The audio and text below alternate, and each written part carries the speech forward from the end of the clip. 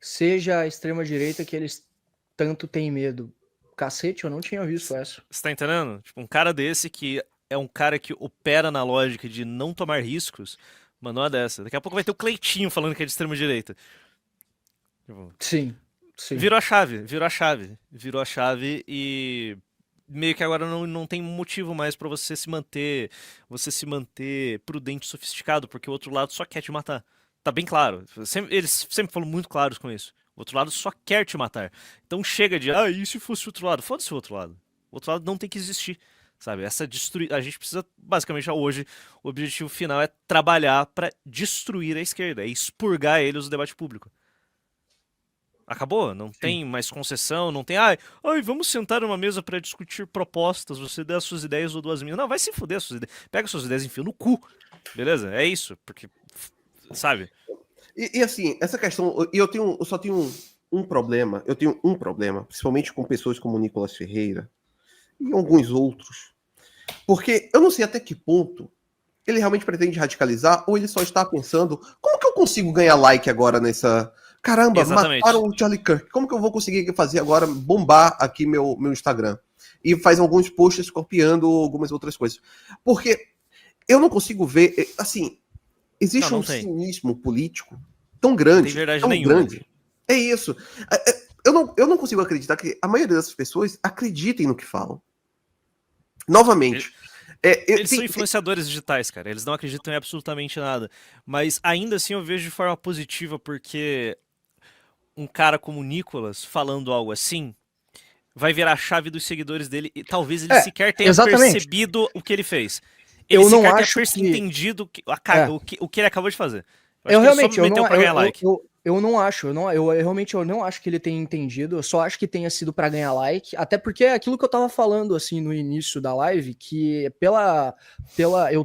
tô tendo mais acesso à classe política agora, conhecendo mais gente, desde mais velhos até mais jovens, e como eu disse, até o mais jovem, ele não consegue entender as coisas de uma perspectiva mais histórica, de uma perspectiva de longo prazo, né? Parece que assim, parece que todo mundo está fixado naquela ideia do Fukuyama de que é o fim da história mesmo, as coisas vão continuar sendo como elas são e a gente simplesmente vai ficar debatendo aqui N coisas inúteis e várias políticas públicas que não vão resolver boa parte da nossa situação. Aliás, a gente vai ficar debatendo N políticas públicas aqui que a gente não vai conseguir aplicar, e mesmo que conseguir aplicar, a gente não vai conseguir resolver a situação.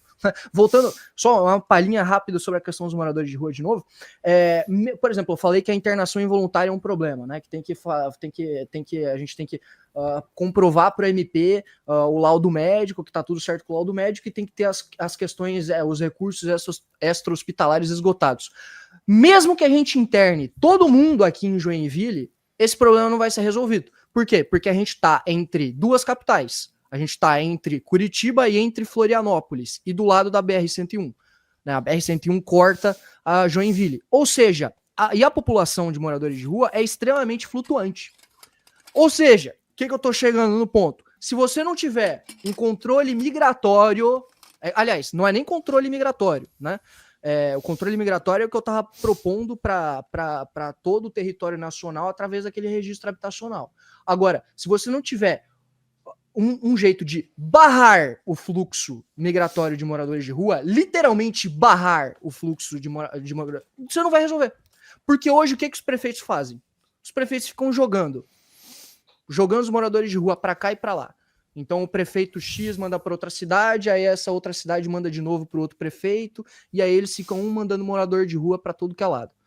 Ou seja, cara, não dá para resolver essa merda. Não dá. Mesmo que a gente aplique a melhor experiência a nível local que a gente conseguiu identificar no relatório, a gente não vai resolver a situação, porque você precisa de uma mobilização nacional para resolver essa merda. Então, cara, eu já falei aqui para vocês que eu sinto muitas vezes que o meu trabalho como vereador ele é inútil, porque eu não consigo resolver as coisas. Mas assim, ó, eu queria entrar numa outra questão, a galera tá até falando de Nepal aí no chat, e justamente entrar no que tá no título da live, que o Orlando tem um texto na Valete sobre isso, que é a questão da guerra civil. Eu queria que a gente conversasse mais um pouco. A gente já deu algumas palhinhas aí sobre isso, mas eu queria que a gente se aprofundasse um pouco mais, porque, sei lá, cara, o clima das coisas parece que tá indo pra isso aí mesmo, né? Parece que... O que você sentiu na hora que você recebeu a notícia do Charlie? Pra vocês dois. Cara, olha, vou falar, tá? É pela primeira vez na minha vida eu senti medo de... Eu senti medo Foi a mesma coisa comigo. disso. Foi a mesma Pela coisa. primeira vez na vida. Porque, assim, cara, todo mundo fala, vocês têm que andar com segurança, porque vocês estão mexendo com crime organizado. E, de fato, eu sempre tive essa noção de que realmente é perigoso.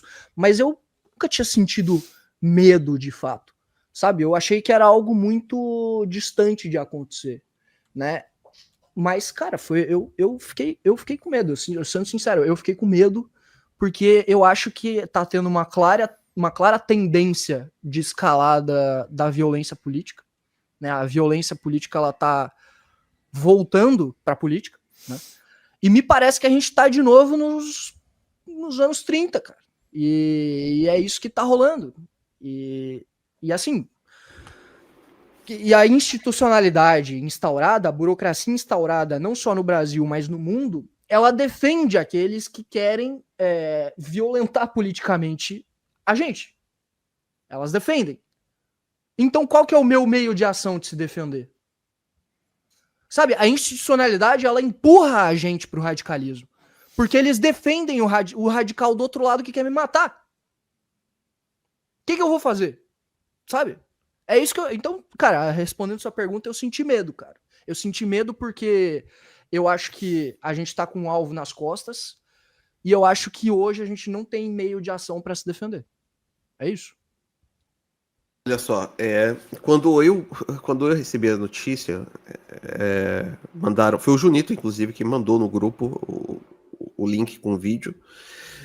No ângulo que estava, parecia que ele tinha sido atingido no peito, porque ele estava no ângulo oposto, né? E aí, quando eu vi a primeira vez, achei que ele tinha sido atingido no peito, por isso que ele pendeu para aquele lado. Achei que a força do tiro havia o jogado ao lado. E eu falei, caramba, tomara que ele esteja com algum colete ali por baixo e sobreviva. E aí depois falaram, foi no pescoço. Eu falei, caramba, no pescoço? E aí chegou do outro ângulo que ele recebe o tiro aqui e já cai de uma forma triste ali, o sangue jorra. A primeira sensação que eu tive foi o seguinte, não tem volta, não tem volta. Mesmo que a gente, perceba bem, mesmo que a direita continue a ser esse amontoado de palerma que somos, né?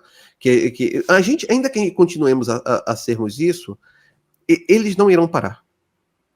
Eles continuarão a avançar. Esse é o grande problema. Aquela ideia do common sense revolution, né?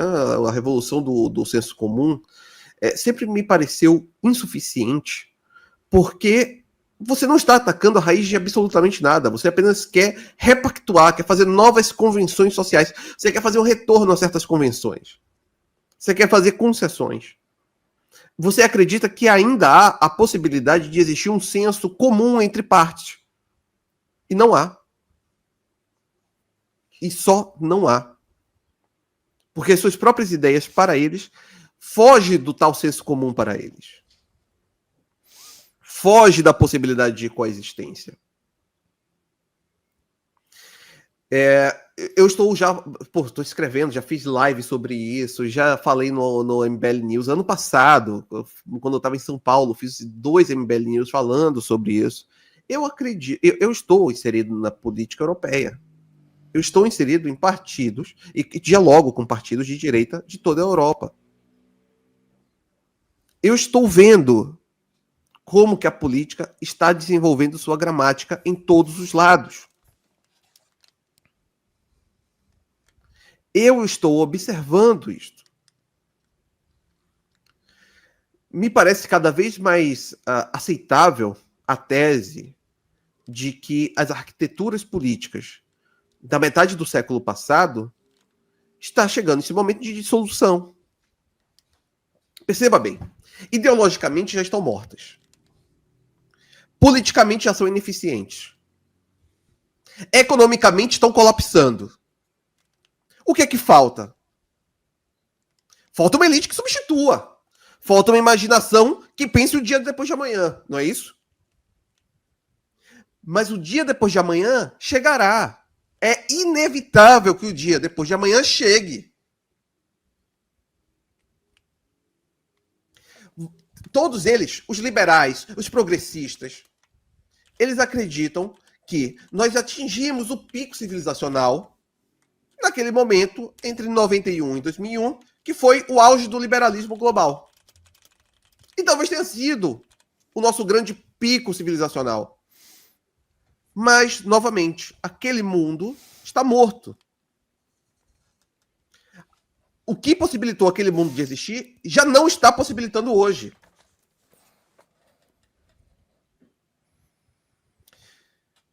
Quando eu olho as faccionalidades que disputam o novo mundo, que disputam a nova imaginação, que disputam o dia depois de amanhã,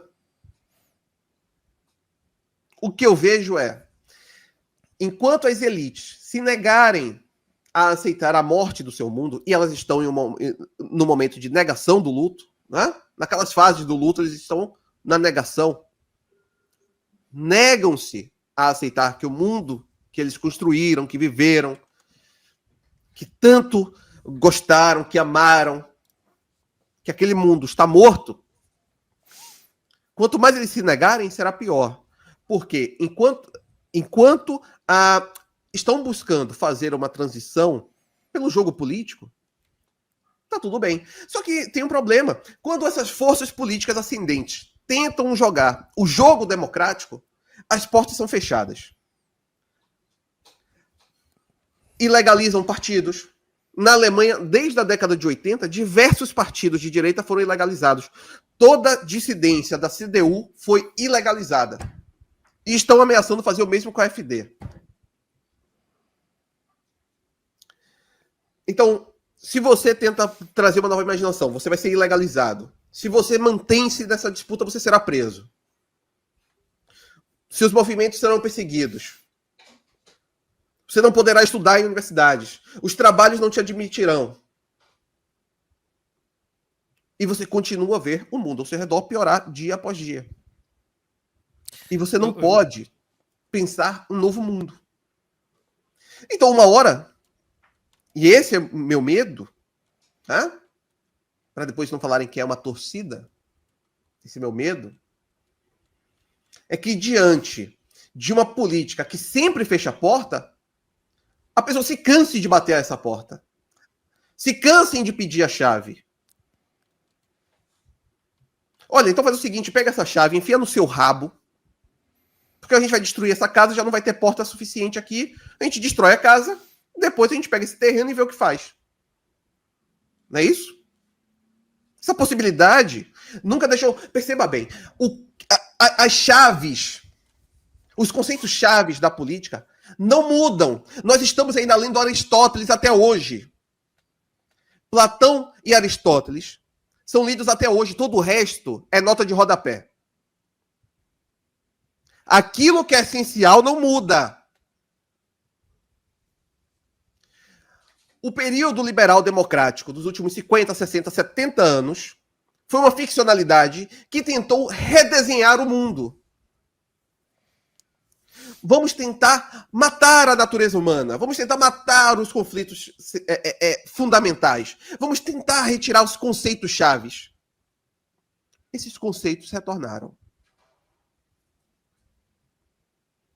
E irão retornar. Sempre. Porque a cultura política importa mais do que a ficcionalidade política. Enquanto tentarem fechar todas as portas, até hoje, 11 de setembro de 2025, estão tendo sucesso, parabéns.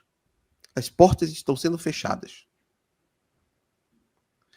O preço do sucesso ininterrupto desse fechamento de portas poderá ser o fechamento dos regimes. Esse vai ser o preço, infelizmente. Quer falar, ô Impera? Não tenho absolutamente nada a acrescentar. Exato, eu concordo com cada palavra que o Orlando falou. Tipo, Enquanto houverem esses cordões sanitários aí, não tem. Se você começa a remover. Eu vi que o Bisotto comenta muito sobre isso a respeito do bolsonarismo. O fato de que estão removendo seus meios de ação e o que sobra pros caras é Miami, sabe? É ficar atuando de fora. É isso que tá acontecendo, cara. É isso que tá acontecendo em todo o planeta. A Europa, o futuro da Europa, eu tenho por mim que é uma primavera fascista. É uma derrubada de regimes um atrás do outro e ascensão de governos extremamente autoritários como uma resposta à putaria dos anos anteriores, sabe? Porque, cara, se você não deixa ninguém trabalhar, você tá encurralando a porra da onça, velho. Faz o quê? Fudeu. É o mesmo cenário aqui no Brasil, sabe? Em uma escala que, sinceramente, eu vejo até um pouco menor. Ainda existem meios de ação aqui no Brasil, mas no mundo civilizado é outro inferno. Eu tô concordando. Concordo com cada palavra do Orlando. E é bom deixar uma coisa muito importante aqui. No Brasil, nós temos hoje ainda a chance de fazermos soluções políticas sérias. A missão é um projeto geracional. Geracional. Eu estou falando isso há algum tempo. Nós temos que matar 2 datas de uma única vez. Temos que matar 1964 e temos que matar 1988. Essas 2 datas, até hoje, pesam sobre nossos ombros. Até hoje, essas datas pressionam nossos crânios. Quando o Jair Bolsonaro pensou, não, nós temos agora que mudar essa coisa, o que foi que ele tentou recorrer? 1964. Porque é onde a imaginação política dele morreu. Está parada, plasmada ali. A direita bolsonarista pediu um AI-5. Talvez eles nem soubessem o que era um AI-5. Vocês queriam AI-5? Parabéns, Alexandre de Moraes entregou para vocês o AI-5. Vocês pediram e o Alexandre de Moraes entregou a vocês. Cuidado com o que vocês desejam. Porque vocês podem ter os seus desejos atendidos. Vocês não queriam AI-5? Alexandre de Moraes entrega um AI-5. E agora, sobre o regime, para fazer a defesa da democracia, eles estão arrastando 1988 eternamente. É engraçado que ele entregou um AI-5, né, que é parte do regime de 64, por meio do regime de 88, que era para ser digamos, uma resposta democrática ao regime de 64. A história é sempre muito irônica, né? Mas desculpa interromper. Não, só para poder concluir, eles estão arrastando 88 até hoje. Estão arrastando 88. E eles querem fazer com que a gente continue carregando um peso que não é nosso, que não foi gestado pelas nossas cabeças. E o pior, eles dizem, não pode acontecer uma outra Constituição, porque essa Constituição não diz como sair dela, não é? Essa Constituição, como não entrega caminhos para substituí-la, não existe, então, um caminho para substituí-la. Olha que pensamento circular. Olha que coisa maravilhosa. Né? Olha, como nós estamos falando que ainda não pensamos formas de nos substituir, vocês não podem substituir. É por isso que essas 2 datas precisam ser enterradas no imaginário político brasileiro. 1988 é fruto de uma traição. José Sarney, nosso primeiro presidente civil, traiu o povo. É bom ter isso em mente. O pacto que o leva a ser vice de Tancredo Neves é um pacto de traição. Contra as diretas já.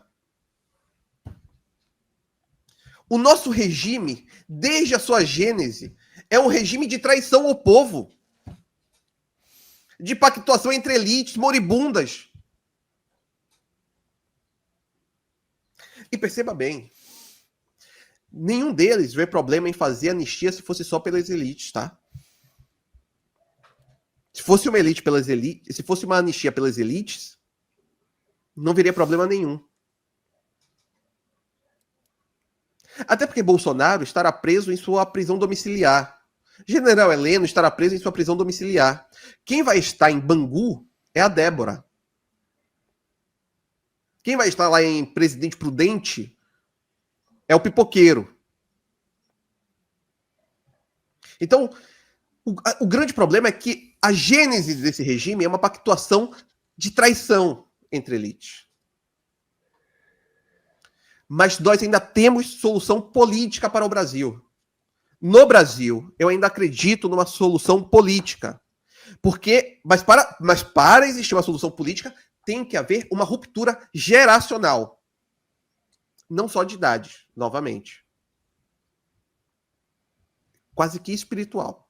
As ideias que possibilitaram 1964 e 1988 precisam ser enterradas. Gostou desse corte? Então assista o Expresso MBL, ao vivo toda quinta e sexta, às 10 da manhã no canal MBL Live TV. Para mais cortes como esse, se inscreva no canal.